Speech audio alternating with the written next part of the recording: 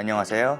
바나바튜브입니다. 오늘은 한국 때문에 일본 반도체 산업이 지구상에서 사라진다는 이유란 주제로 시작해보겠습니다. 일본의 수출 규제로 한국 기업들이 탈일본을 가속화하고 있는 와중에 일본의 반도체 전문가 다카시 소장이 앞으로 계속해서 대한 수출 규제를 유지하면 5년 안에 일본의 반도체 산업 자체가 사라질 것이라는 분석을 내놓았습니다. 이 전문가는 히타치 등 반도체 기업 엔지니어와 대학 교수로 30년간 일해오며 반도체 업계에서 잔뼈가 굵은 인물인데요. 지난번에는 일본의 수출 규제는 한국뿐만 아니라 일본 기업에도 도움이 되지 않으며 일본 정부는 스스로 무덤을 파고 있다고 지적하기도 했죠. 그리고 이번에 한 번 더 일본의 반도체 산업의 미래와 일본의 수출 규제에 대해 입장을 표명한 것입니다. 다카시 소장에 따르면 앞으로 일본의 반도체 산업이 잃어버릴 분야는 단순히 공급 시장뿐만 아니라 재료와 장치, 그리고 모든 비즈니스 분야를 몽땅 잃게 된다고 밝혔습니다.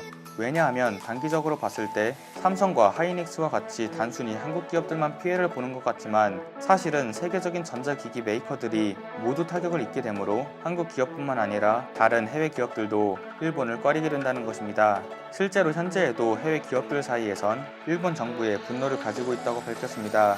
그리고 이것은 현재 상황일 뿐이고 일본 기업들의 미래는 아예 보이지 않는다며 반도체 산업 자체가 사라질 것이라는 극단적으로 보일 수도 있는 예측을 했는데요.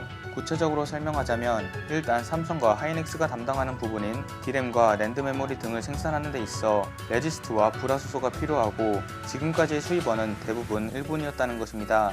그런데 한국 기업들이 수입원을 일본에서 다른 국가로 대체하고 2-3년이 지나면 일본산 재료는 아예 배제가 될 것이고 그 다음에는 제조 장치까지 완전히 배제된다는 것입니다.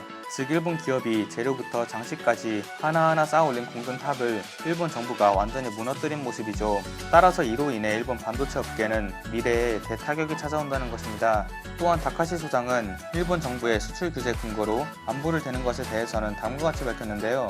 그 내용은 현재 일본 정부가 수출 규제한 3가지 재료는 한국뿐만 아니라 대만과 중국 그리고 미국 등에 수출되고 있고 보안상 이유로 수출을 규제한다면 제일 먼저 규제해야 할 곳은 중국과 대만이라며 왜 한국만 수출 규제를 단행하는 건지 도무지 이해가 가지 않는다고 밝혔습니다. 그리고 일본의 반도체 산업이 살아남기 위한 해결책으로는 아베 총리를 비롯한 고위 간부들이 한국 정부를 직접 방문해 석고대제와 같이 큰 사죄를 해야만 한국과의 비즈니스 신용 관계가 회복될 것이라고 덧붙였습니다. 이상 바나바튜브였습니다. 시청해주신 분들 모두 감사드립니다.